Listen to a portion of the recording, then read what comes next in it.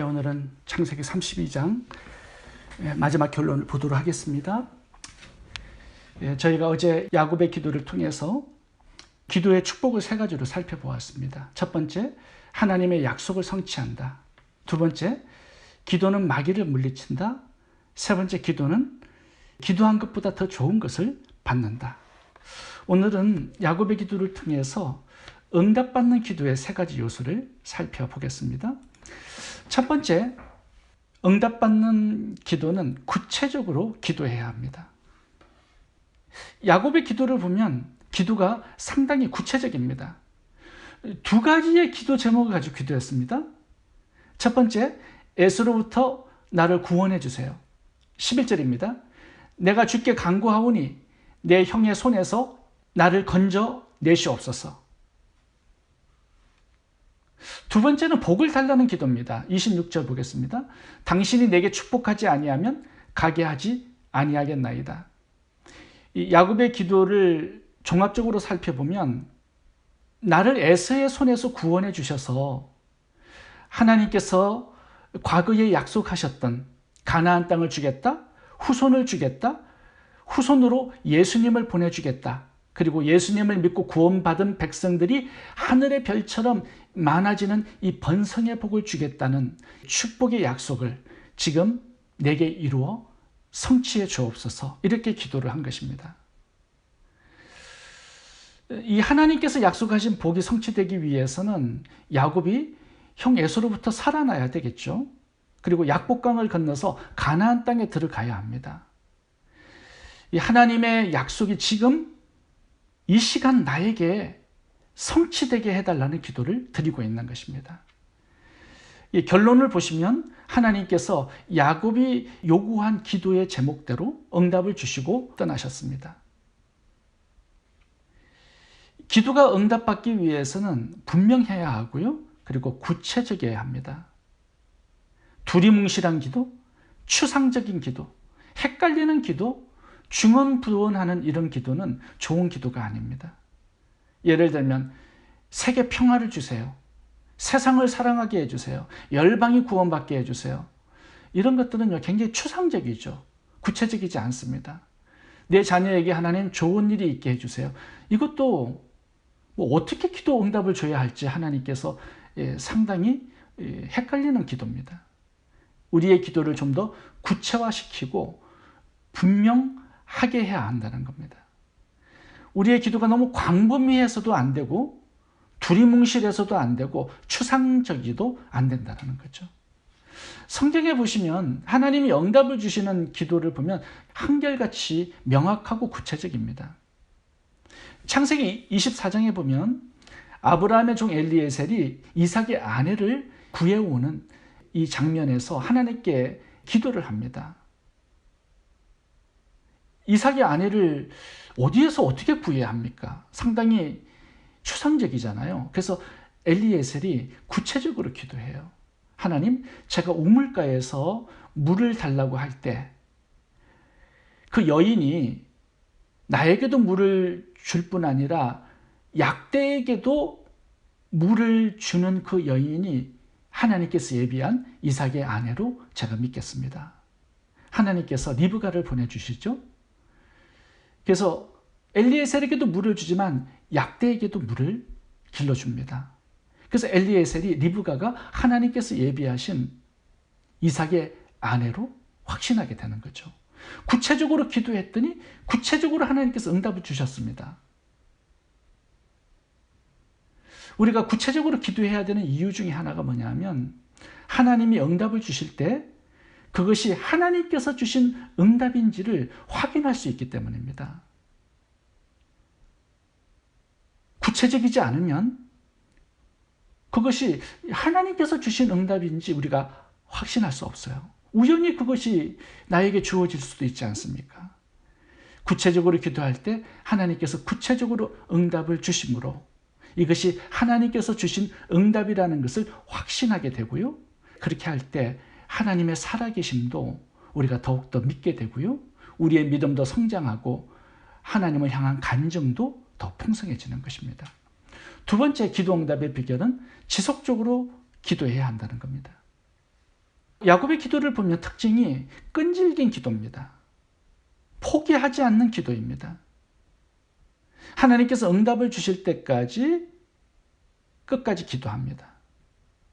이것이 기도 응답의 굉장히 중요한 요소라는 거예요. 대부분의 사람들이 조금 기도하다가 응답이 없으면 쉽게 포기합니다. 그리고 기도 응답을 의심하게 되죠. 기도 응답이 늦어지게 되면. 그래서 기도를 하지 않게 되는 겁니다. 그 기도 응답을 받지 못하는 사람들을 보면요, 쉽게 기도를 포기합니다. 그래서 기도 응답을 못 받는 것이죠. 야곱이 만약에 몇 시간 기도해가지고 응답이 없었기 때문에 포기했다면 하나님의 얼굴을 보고 이름이 이스라엘로 바뀌고 형 에서와 화해하고 가나안 땅으로 들어가는 이 응답은 없었을 겁니다. 우리가 계속 기도해야 하는 그 이유 중에 하나가 뭐냐 하면 기도 응답이 내가 원하는 때가 아니라 하나님께서 원하시는 때에 오기 때문입니다. 그래서 하나님께서 응답을 주시겠다고 약속하셨기 때문에 그 하나님의 때까지 지속적으로 기도하는 것이 기도 응답을 받는 중요한 요소가 되는 것입니다. 25절을 보시면 하나님께서 야곱의 한두 뼈를 쳐서 꺾어버렸습니다. 야곱의 엉덩이 뼈가 으스러져서 주저앉게 된 것입니다. 그런데 야곱이 기도를 포기하지 않아요. 끈질기게 하나님을 붙듭니다. 나를 축복하지 않으면 가게 하지 않겠나이다. 새벽이 다가옵니다. 하나님께서 이제 나를 가게 해달라고 야곱에게 부탁합니다. 날이 밝아오면 야곱이 하나님의 얼굴을 보게 되고 그러면 야곱이 죽게 되잖아요. 그래도 하나님을 가게 하지 않습니다. 그 의미는 뭐냐면 나를 죽여달라는 거예요. 에서에게 죽는 것보다 하나님께 죽는 것이 더 낫습니다. 이렇게 기도를 포기하지 않고 뒤로 물러서지 않는 이 강청 기도를 드렸습니다. 이것이 기도 응답의 비결이 된 것이죠. 누가복음 18장을 보시면 불의한 재판관과 가부의 기도 비유가 나옵니다. 하나님을 무시하고 사람을 무시하는 재판관이 있었습니다. 어느 가부가 억울한 일을 당해요. 재판관에게 도와달라고 얘기해도 무시합니다. 하나님을 무시하지 않는 재판관이 힘없는 가부가 뭐가 무섭겠습니까? 두렵지 않죠. 그러니까 무시한 거예요. 근데 이 가부가요, 지속적으로 찾아옵니다. 매일같이. 한두 달 찾아오다가 포기하겠지. 그런데 그 여인이 계속 찾아와요.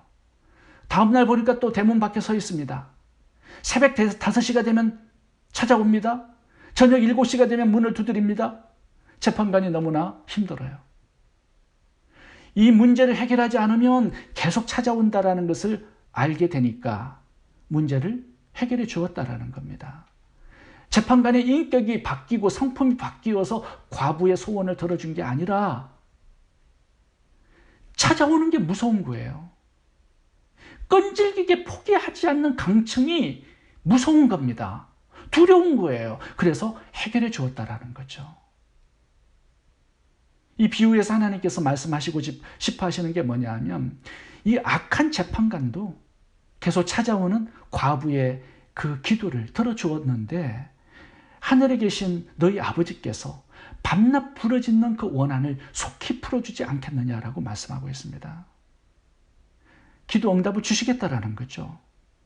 그런데 하나님의 때까지 기다리면서 기도해야 된다라고 말씀하고 있는 겁니다.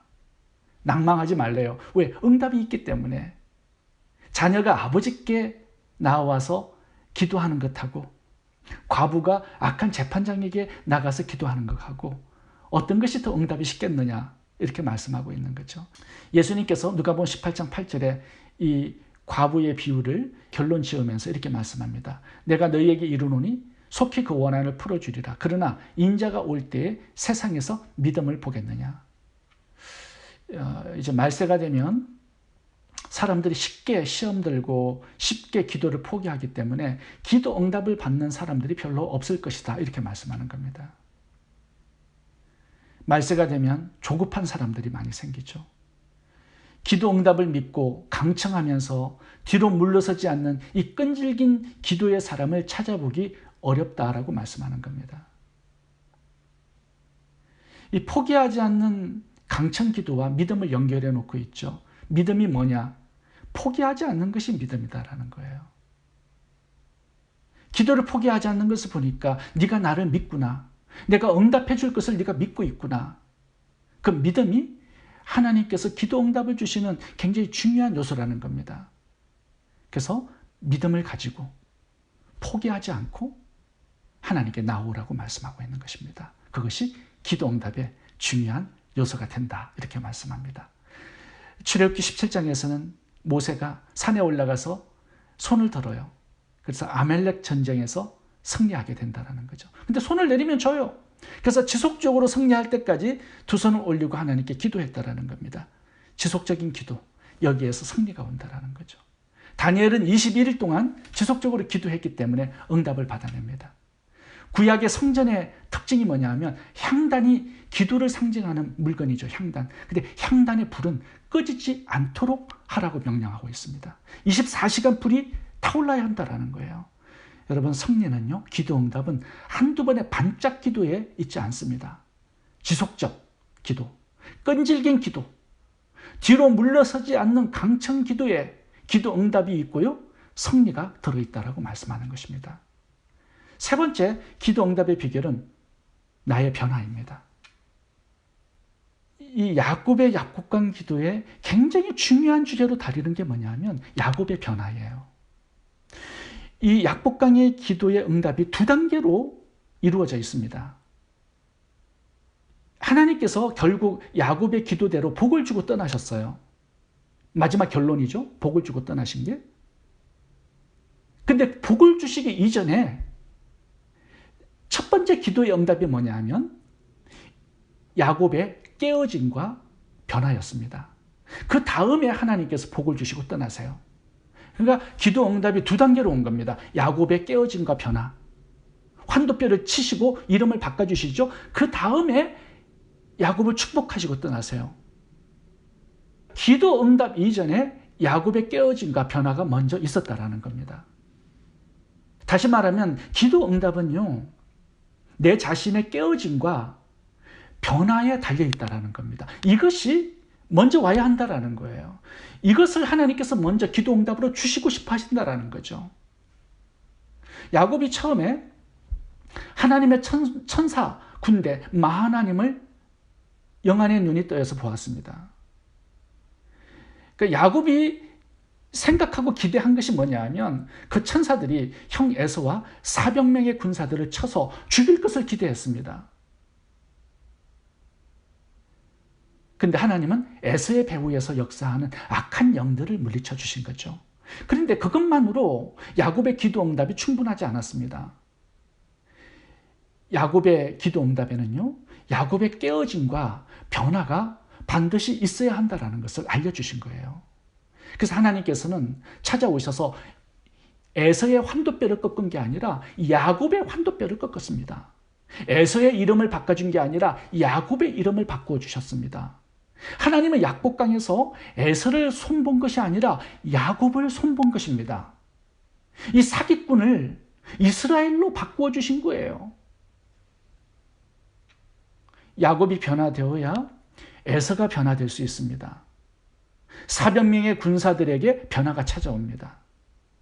야곱이 이스라엘이 되었을 때 에서는 야곱을 돕고 후원하는 후원자가 된 거예요. 만약에 야곱 자신이 변화되지 않았다면 약복강에서 형 에서를 만났을 때 이 야곱은 에서의 칼에 그리고 그의 가족들 다 죽었을 겁니다. 약복강은 야곱의 공동묘지가 되었을 거예요. 야곱은 나중에 깨닫게 됩니다. 나의 깨어짐과 변화 속에 기도응답이 있고 하나님의 약속이 성취되는구나. 보세요. 야곱이 변화되었을 때 새로운 미래로 나아가는 길이 열렸습니다. 가나안 땅으로 가는 길이 열렸어요. 야곱이 변화되었을 때 환경과 관계 속에 변화가 찾아왔습니다. 야곱이 변화되었을 때 그의 가족들과 하인들과 짐승들까지 다 살아납니다. 야곱이 변화되었을 때 12지파가 나오죠. 이스라엘 국가가 나오죠. 예수님이 그의 후손으로 나오셨습니다. 야곱이 변화되었을 때 과거에 하나님께서 3번 축복하신 이 약속들이 성취되었습니다. 그러므로 우리가 어떤 환경, 어떤 사람들을 변화시켜 달라고 기도할 것이 아니라 하나님, 내 자신의 교만과 고집을 깨뜨려 주시고 나를 변화시켜서 이스라엘이 되게 주세요. 이 기도가 좋은 기도입니다. 기도의 응답이 확실한 기도가 되는 거죠. 하나님, 나에게 권세를 주시고 명예를 주시고 세상의 성공과 출세를 주세요. 이 기도 이전에 하나님, 저를 먼저 겸손한 사람, 온유한 사람, 기도의 사람, 말씀의 사람, 예배의 사람, 순종의 사람으로 하나님 변화시켜 주세요. 이런 기도가 좋은 기도입니다. 하나님께서 너무 응답해 주고 싶어하는 기도가 되는 거죠. 하나님, 나를 깨뜨려 주세요. 야곱과 같은 나를, 사기꾼인 나를 이스라엘로 변화시켜 주세요. 우리의 삶에 아직까지 하나님의 기도 응답이 이루어지지 않고 있다면 아마도 내가 깨어져야 할 것, 변화되어야 할 것이 아직 남아있기 때문이 아닐까 생각해 봅니다. 저는 결론적으로요, 야곱에게 주어진 2가지 변화를 살펴보고 마치고 싶습니다. 야곱의 첫 번째 변화는요, 씨름하는 대상, 상대하는 대상이 바뀌었습니다. 야곱은 사기꾼이죠. 사기꾼은 사람을 상대하는 사람입니다. 하나님은 야곱의 이름을 이스라엘로 바꿔주셨어요. 이스라엘은 하나님을 상대하는 사람입니다. 하나님과 함께 다스리는 자. 이게 이스라엘이에요. 상대하는 대상, 경쟁하는 대상, 씨름하는 대상이 바뀌었습니다. 이제 사람이 아니에요. 하나님입니다. 이 변화가 야곱에게 주셨던 변화였습니다. 야곱이 태어날 때부터 형과 경쟁하지요. 발꿈치를 붙잡고 태어났습니다. 삼촌 라반의 집에 가서도 재산 때문에 경쟁합니다. 일평생 사람과 다투고 사람과 경쟁하고 사람과 싸우고 사람을 겨루어서 이기려고 했던 사람이 야곱이었습니다. 근데 이제는 사람이 아니라 하나님을 상대하는 사람이 되라는 거예요. 그게 야곱에서 이스라엘로 이름을 바꿔주신 이유였습니다. 2번째, 야곱의 변화는 의지하는 대상이 바뀐 것입니다. 이게 환두뼈를 꺾으신 하나님의 의미였습니다. 야곱은 일평생 자신의 장께를 의지하고 믿고 살았던 사람이에요. 여러분, 야곱강에서도 봐보세요. 야곱의 잔머리가 나오고 장깨가 나옵니다. 기도는 나중에 해요. 마지막 카드로 쓰고요. 먼저는 자신이 살아날 전략을 세워요. 550마리의 짐승을 이용해서 3떼로 나누죠. 형에게 보냅니다. 형이 한 떼를 치면 또 다른 떼가 살아나기 때문에 뭔가 전략을 찾은 거죠. 하나님을 먼저 찾은 게 아닙니다. 약복강은. 마지막 카드가 약복강 기도였어요. 위기를 모면할 방법들을 생각하고 나중에 안 되니까 마지막 하나님을 찾은 것입니다. 야곱은 문제가 있을 때 그때만 하나님을 찾았습니다. 자신의 장깨를 앞세우고 살았던 사람이었어요. 야곱은 20년 동안 정말 사기꾼으로 살았습니다. 자신의 장깨와 힘을 의지해서 살았습니다. 근데 이제 불구자가 되었어요. 더 이상 자신을 의지할 수 없는 사람이 된 것입니다. 지팡이를 의지해서 걷는 사람. 이제는 하나님만 의지해서 걷는 사람이 된 거예요. 일평생 하나님을 의지하지 않으면 살 수 없을 정도로 연약하게 되었습니다. 겸손하게 되었습니다. 온유하게 되었습니다. 약복강 기도에 하나님과 씨름을 마쳤을 때 야곱은 한 점의 자기 신뢰가 남아있지 않았습니다. 이것이 하나님께서 야곱에게 주신 축복이었어요. 하나님만 의지하는 사람으로 바꾸어 주신 거죠. 이 깨뜨림, 이 변화가 야곱에게 주신 하나님의 최상의 축복이었던 것입니다. 이제는 자신의 장깨와 명철을 의지하지 못하게 하신 거죠. 하나님만 의지하는 사람으로 변화시켜 주셨습니다. 이것이 약복강에서 야곱이 기도했을 때 하나님께서 주신 그의 축복이었습니다. 이제 하나님은 일회용 반창고가 아닙니다. 문제가 있을 때 마지막 카드로 쓰는 어떤 도구가 아닙니다. 하나님이 전부인 사람이 된 것입니다. 야곱에게 하나님은 이제 내 문제를 해결하는 하나의 어떤 도구가 아니라 나의 전부를 걸고 의지할 대상이 된 것입니다. 나의 전부를 들여서 사랑하고 섬기고 경배할 나의 참 하나님이 되신 것입니다. 하나님이 더 이상 이용 가치와 수단이 아니라 나의 의지할 대상, 사랑해야 될 대상, 경배하고 섬길 대상이 되신 것입니다. 여러분, 이 변화가 찾아올 때 우리의 환경과 우리의 미래에 큰 변화와 축복이 오게 될 것입니다. 하나님이 야곱에게 복을 주시고 기도응답을 주시기 전에 야곱을 깨뜨리고 변화시킨 것처럼 우리들도 이 깨뜨림과 변화의 은혜를 주시기를 바랍니다. 내가 깨어지고 변화될 때 내 주위에, 내 환경에, 내 가정과 내 교회와 직장과 사업에 큰 변화가 찾아오고 하나님의 큰 축복이 찾아오게 될 것입니다. 내가 상대하는 대상이 바뀌길 바라고요. 내가 의존하는 대상이 바뀌기를 바랍니다. 기도하겠습니다.